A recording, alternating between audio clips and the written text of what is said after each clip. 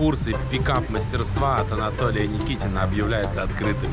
Мы в этом мире, в этой жизни добились всего. Оля счастлива здесь, а я несчастлива. Ну это не... Вложение без 15,5.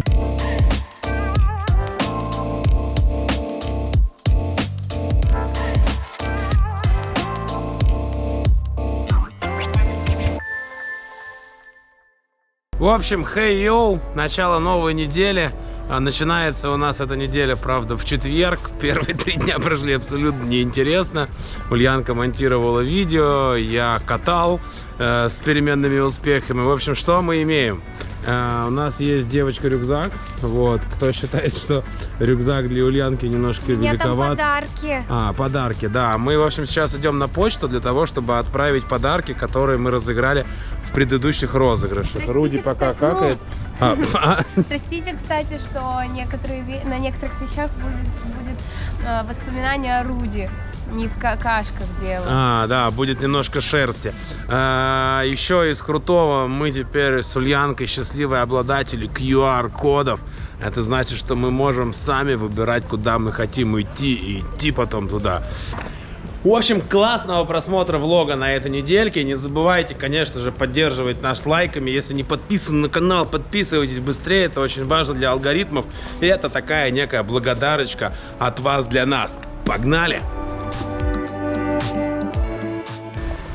В Сочи что-то похолодало, всего 9 градусов тепла. Плюс какая-то дождливая погода. Вообще ужас. Как жить?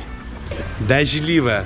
Я как-то видела бабушку в шапке Adidas, черный такой, с помпушкой. И меня так настигла ностальгия. Раньше всем было важно одеваться во что-то брендовое, потому что было стрёмно говорить, что ты одеваешься на рынке. А вот если ты идешь на рынок с мамой, и тебя, не дай бог, кто-то там увидит, надо было вот так вот одеваться, вот так вот поднимать горловину, чтобы никто не понял, что это ты. И мне купили куртку зимнюю Adidas, шапку с помпошкой и шарф. И я ходила, я с королевой просто. Мне кажется, мне все завидовали, но на самом деле нет. Всем было пофиг, но я ощущала себя очень хорошо, потому что вот в том возрасте было важно, во что ты одет все-таки. И эта история называется типа брендозависимые люди от Adidas до ДДХ. Вот такой путь. Ну что, Почта России. на самом деле это гораздо лучше, чем СДЭК. Я уже убедилась в этом 1000 раз. Все в последнее время приходит вовремя, как и обещано, не то что в СДЭКе. Для того, чтобы отправить посылку при помощи Почты России, переходи по ссылочке где-нибудь и отправляй. Я там говорила про Почту России. Пойдемте-ка зайдем.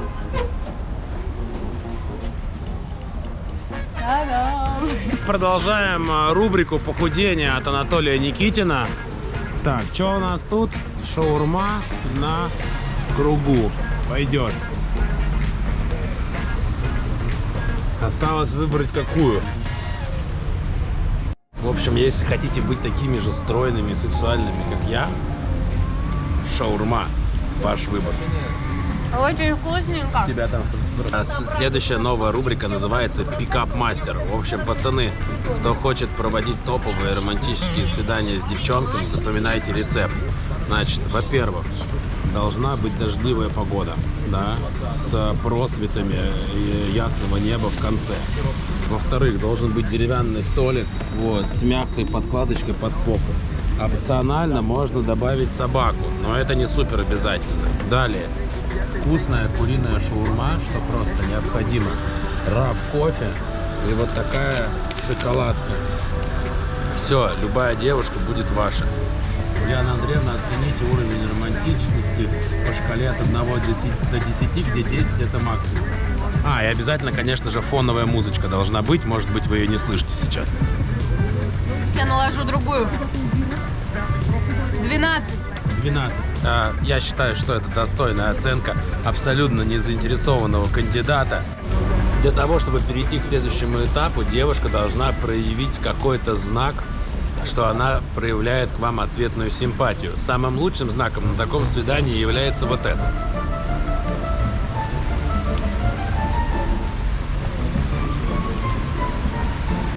Так что курсы пикап-мастерства от Анатолия Никитина объявляются открытыми. Короче, пока сижу, жду Ульянку, задумался об одной серьезной вещи. В последнее время реально в покере складывается, нормально заносил. Думаю, что себе взять? Машину? Или, может быть, подкопить и взять самолет?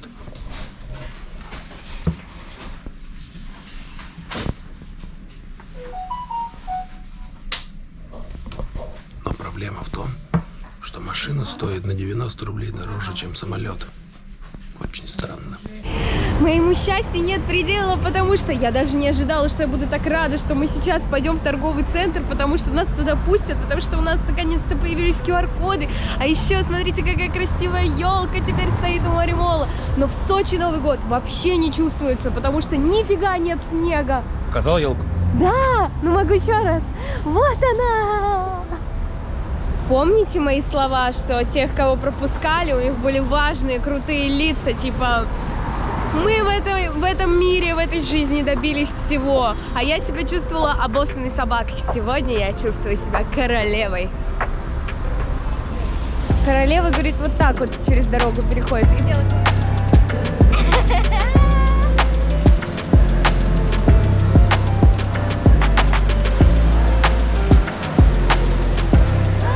Уже как-то не хочется уезжать из места, где тебя любят. Здесь самая классная кафешка, которая всегда нас принимала с любовью. Очень тревожно в такую погоду.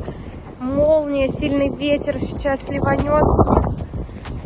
Хотели найти бездомных собак, чтобы их спрятать в подъезде на одну ночь, но никого нет здесь. Руди тоже страшно. Руди, ты где?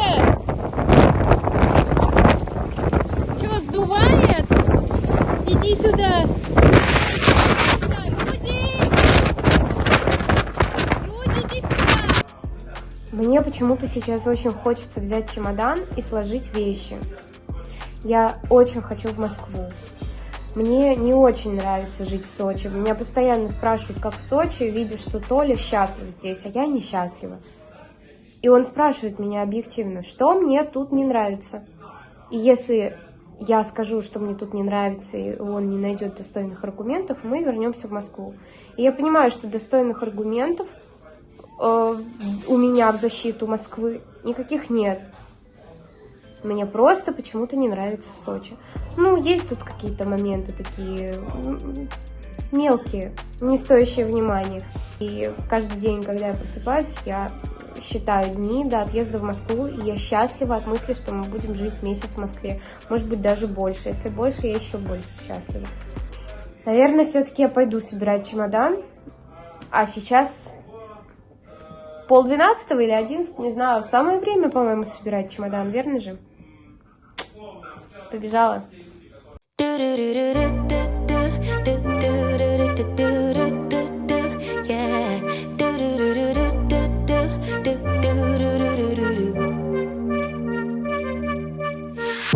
Блин, опять не выспался. Вообще не понимаю, что происходит, но сегодня впереди должен быть офигенский крутой день. Все увидите, начинается он с быстренькой тренировки по теннису. И потом помчим с Ульянкой в Адлер, или как сейчас правильно технически называть, в Сириус. Короче, ну-ка. Нет. Открыл для себя новый мир. Значит, смотрите, оказывается, есть мячики для начинающих. Вот такой, он мягкий и почти не прыгает. Так, что потом? Оранжевый. Так, ага. Он, правда, маленький. Ну прыгает уже получше, но легкий внутри, да, почти да, пустой. Да. Так. Зеленый. Здесь 80% давления, здесь 60%, здесь... вообще-то не помню. Ага. Ну вот этот типа уже больше похож на настоящий, вот, да, но легкий. А это все уже обычный, это да? желтый мяч называется. Федерер играет этим. Все нормально, я играю как Федерер. Смотри, я тебе показываю жонглерский трюк, смотри. Давно забытое прошлое. Так, давай. Не, лучше горизонтально, мы же на YouTube все снимаем. Вот, давай. Блин, я этого не делал лет 8. Ну это видно.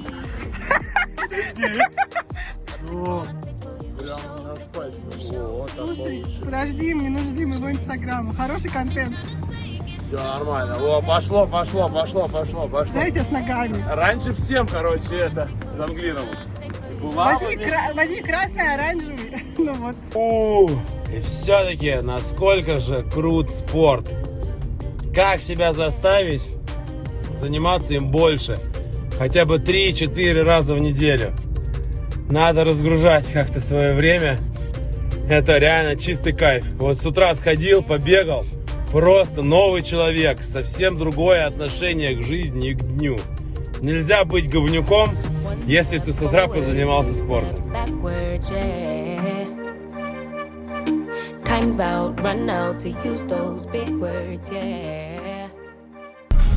Тот момент, когда не успел позавтракать чуть-чуть. Как бы, кто делает так же, ставьте лайки.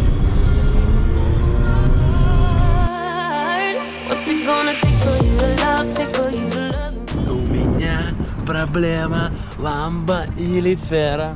Куда мы приехали? В конце мая у меня был день рождения, 23 мая, кто не знает, мало ли. И Глеб подарил мне очень прикольный подарок. В общем, возможность покататься в Сочи автодроме на любом автомобиле. И мы скоро из Сочи уезжаем на какой-то период времени, поэтому я решил воспользоваться этим подарком. Конечно же, выбрал самую офигенскую тачку. Это Lamborghini Huracan.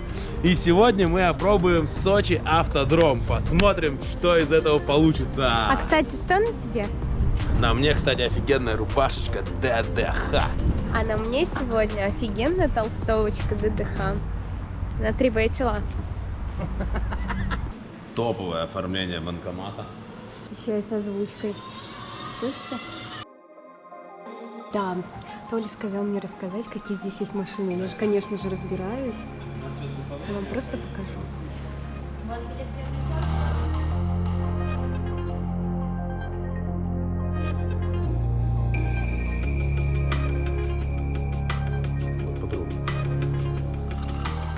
Как это так? Я покатаюсь на Ламборджини, а у вас ничего не останется. Конечно же, мы зашли в сувенирный магазин и купили ништячок для розыгрыша. Вот такая офигенская Ламборджини. Я не знаю, что это за модель, но она написано. Зелененькая, очень крутая. С другой стороны. Размер 1:43. Ламборджини, Вене и оторван кусочек. Венечан, наверное, я не знаю. Винишин, как в казино. Винишкан. В общем, я не сильно разбираюсь в автомобилях, но мы с Ульянкой долго выбирали и подумали, что эта моделька самая крутая. И, конечно, мы разыграем ее среди тех, кто, во-первых, подписан на канал, во-вторых, поставил лайкос этому видео, и, в-третьих, напишет какую-нибудь забавную историю, связанную с автомобилем. Мне кажется, прикольный памятный сувенир из автодрома Сочи. Норм? Норм. Вы вообще часто берете ручку в руку? Вот вчера общался с одним приятелем и рассказал ему о том, как криво я стал писать. Он говорит, а я вообще не помню, когда держал ручку в руках. В общем, иногда нужно точно вспоминать давно забытый навык для многих. Мне, как зрителю, вот такой браслетик надели, а Толе Мне дали офигенский бейджик, мастер-класс. Короче, смотрите, Lamborghini Huracan и 2 наклеечки. Это значит, что я оплатил еще съемку с 2 камер, чтобы было кайфово. И дали лист медицинского освидетельствования. Оказывается, нельзя было пивасик заливать с утра, но мы и не заливали с ним.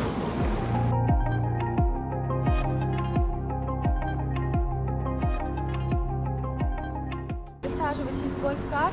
Все ценные вещи можете оставить у сопровождающих. Сопровождающие нас подождут в 7-м боксе. Мы после медцентра сразу же к ним вернемся. Окей. Ну вот, и пришло время расставаться. Янка, пока. Наши новые знакомые, пока. Вот мой коллега по гонкам, как зовут? Андрей. Андрей, я Толя. Все очень приятно. Вот у нас водитель, девушка. Я знаю, кто нам видео скинет. Да, не переживай.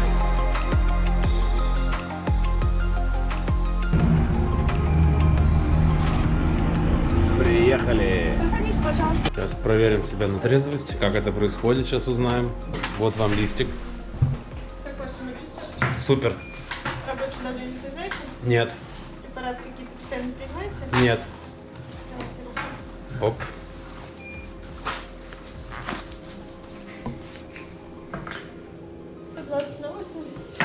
Вообще. Четко. Готов, пилоты?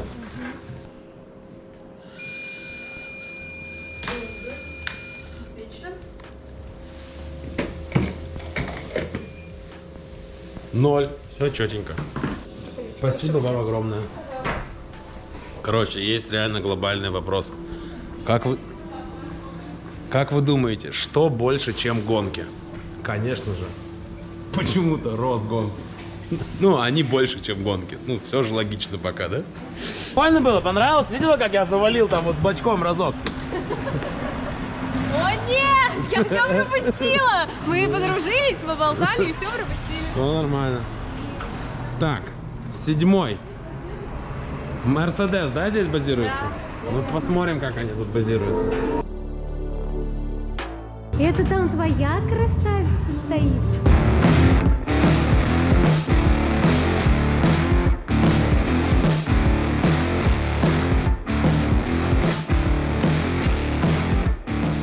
Да, мы как раз сюда ехали, она туда ехала. Супер. Это самый большой шлем, ну ничего.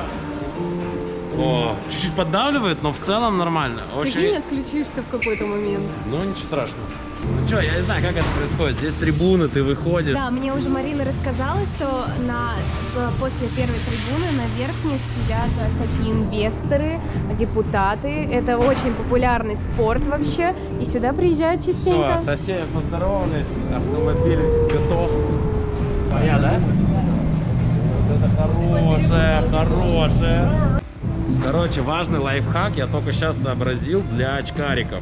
Я из-за того, что ходил с утра играть в теннис, снял очки, надел линзы. Но если бы вы приехали сюда в очках, вы бы не смогли ездить, потому возможно, что... только ты бы не смог, потому что у тебя была большая голова. Не-не-не, все равно шлем очень плотно облегает. Поэтому, если вы соберетесь покататься в шлеме, и вы очкарик, не забудьте надеть линзы, иначе no chance.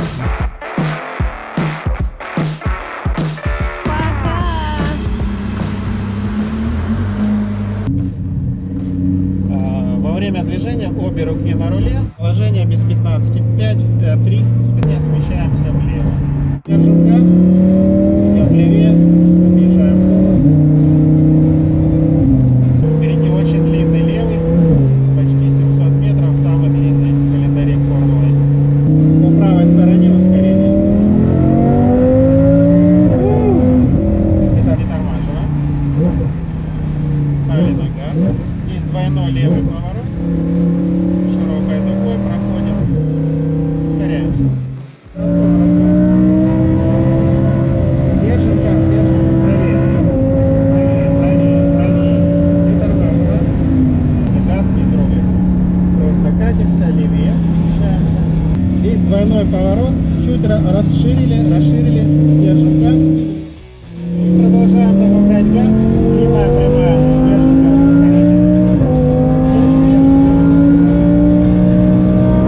Тут пошел вправо, газ добавляем.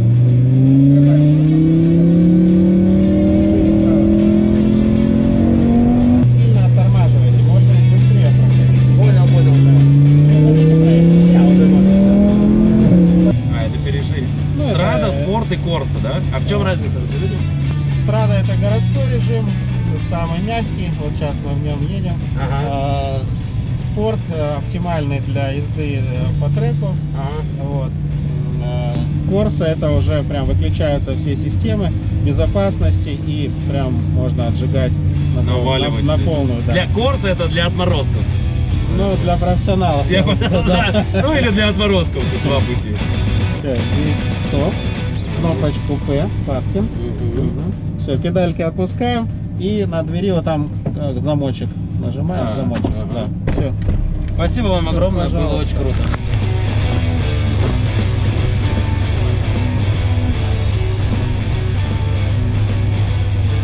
Фу! Короче, это очень круто. Я взял, конечно же, дополнительный круг, о котором думал. Я не знаю, сколько это стоит. Но в первом кругу ты вообще не понимаешь, что происходит. То есть ты такой, вау. Я впервые себя за рулем автомобиля чувствовал страшно. При этом, когда ты едешь из Москвы в Киев под 240, ты как бы не сильно нервничаешь. А здесь прям реально переживаешь. Ну не знаю, но эффект обалденный.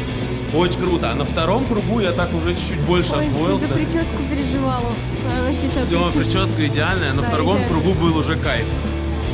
Ну, одного точно мало. Даже, наверное, я отказался от третьего круга. Ну вот 2 точно было супер. Я думаю, что 3 вообще пушка. В общем, реально. Эффект крутой. Сейчас пофоткаю. Есть вывод насчет самого автомобиля. Я реально не понимаю людей, которые покупают этот автомобиль, чтобы ездить на нем в городской среде. То есть мне инструктор много раз говорил: братан, не бросай газ ни в коем случае, да, то есть либо набор газа, как бы условно, либо тормоз. На этом автомобиле просто невозможно ездить по городу, как бы зачем? Вот, он реально создан для трасс, это охренеть как круто, ты чувствуешь всю его мощь.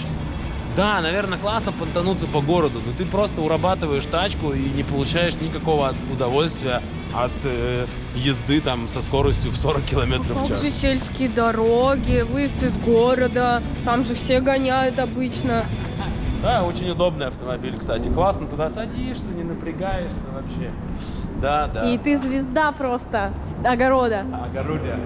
Ну, как в него неудобно садиться, так же неудобно выходить, особенно толстячкам. С большой головой ты забыл сказать. И девчонкам на каблуках. Думаю, всех короче, сторон. вот здесь сделать тогда офис ДДХ, университет ДДХ, школа ДДХ. Ты что, думаешь, это уже твое, что ли? Нет? А, да? Блин, Глеб, что за подарок? Я думал, ты мне автодром подарил. Короче, мы теперь вошли в клуб ламборджинистов. Ну, а все ламборджинисты, все знают, где тусуются. Где? Ну, им делают подарки их любимые жены и девушки. Они приводят их в Ёшкин-Ролл. В солидный район, который называется Голубые Дали. Подожди, а вот и Ёшкин-Ролл, а он есть и конкуренты Суши Весла. Суши весла. Весла. Выбирайте. Но здесь как-то не престижно. Ну, знаешь, не Ламборджини, BMW скорее. Да? Блин, и шавухи нет. Короче, мы повели Руди на стрижку. Он знает прекрасно эту дорогу.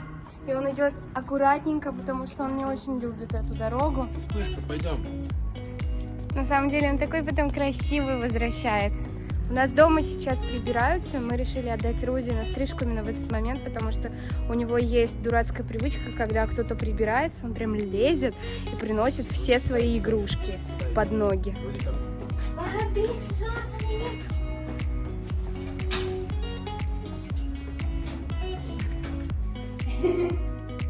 Шок-контент.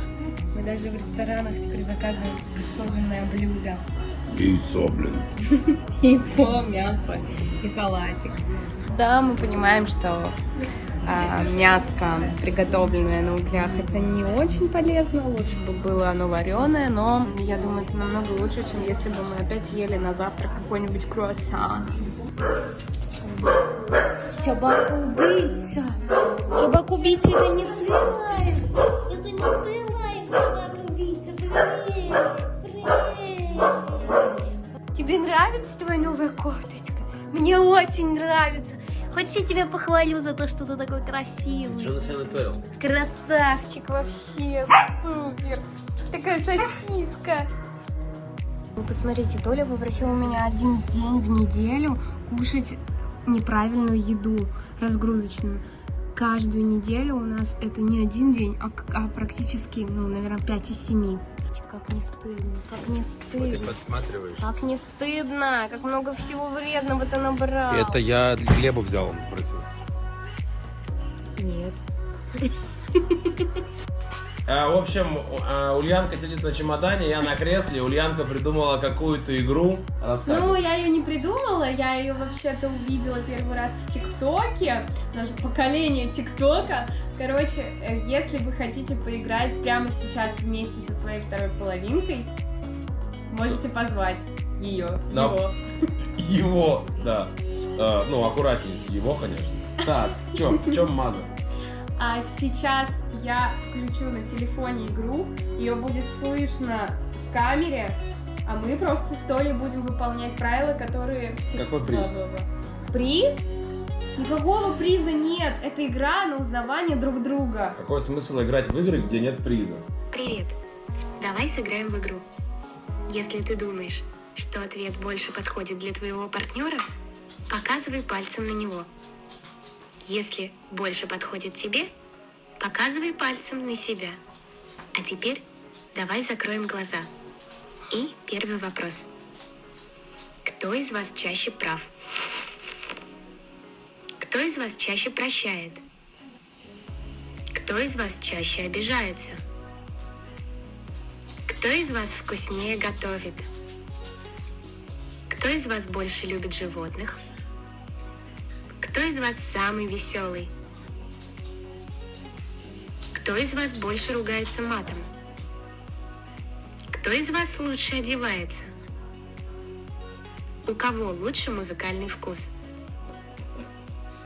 Кто из вас мудрее?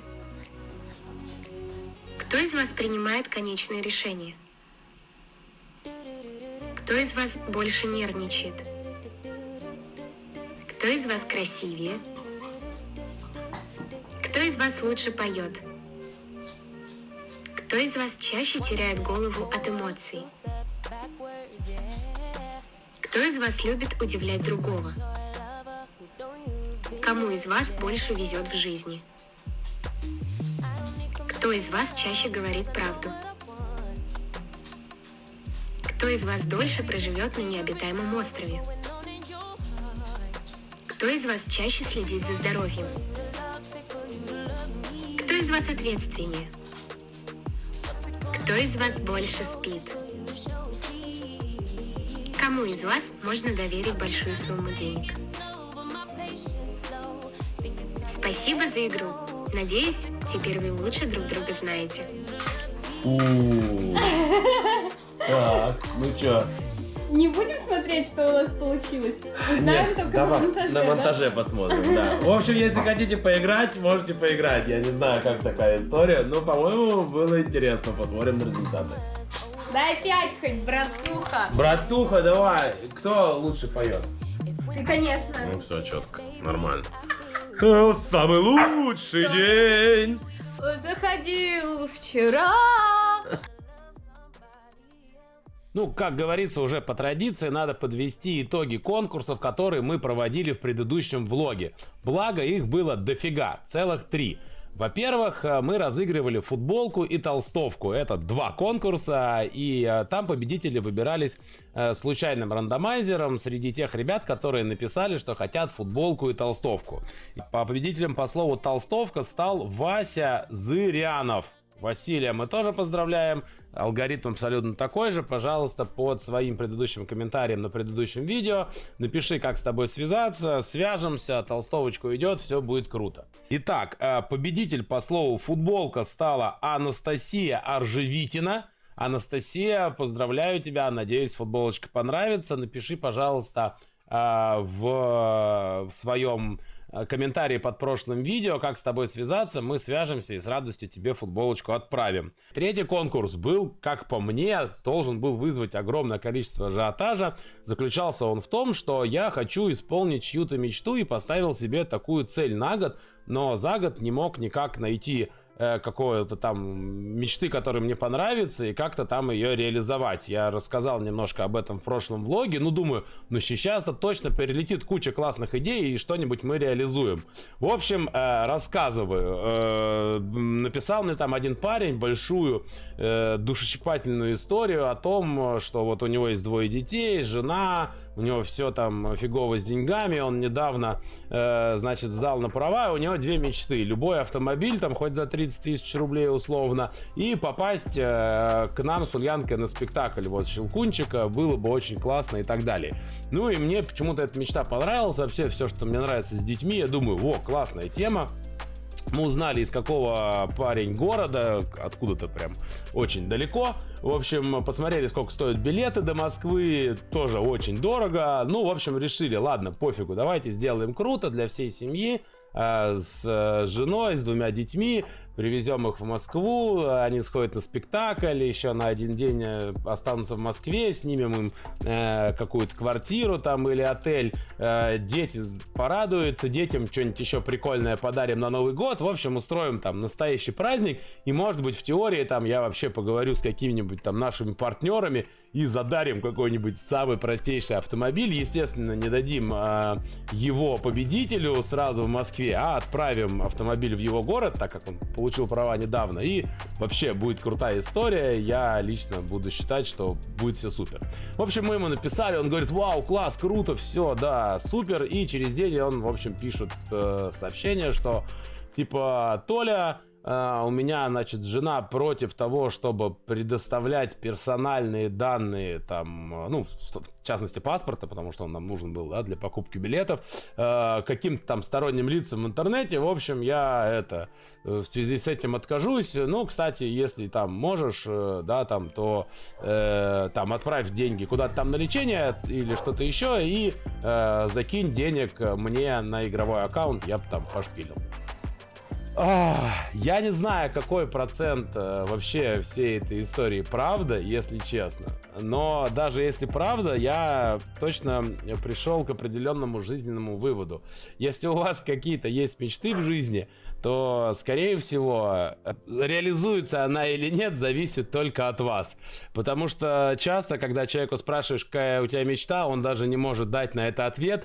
Поэтому задайте этот вопрос себе, и, может быть, будет прикольно. И, во-вторых, если ты даже предлагаешь: ребята, я готов ее реализовать, то человек все-таки теряется и находит какие-то там любые отмазки для того, чтобы это не произошло. Поэтому все в наших руках. Но все же, мы взяли все комментарии, которые были написаны под этим видео, и решили: а что реализовывать одну мечту, вроде большинство несложных, давайте попробуем реализовать все мечты, которые были там написаны. Если кого-то пропустил, сорян, значит, на то были какие-то технические проблемы, но, в общем, я реально постарался выбрать, как говорится, всех. Итак, для начала комментарий Woofer4L.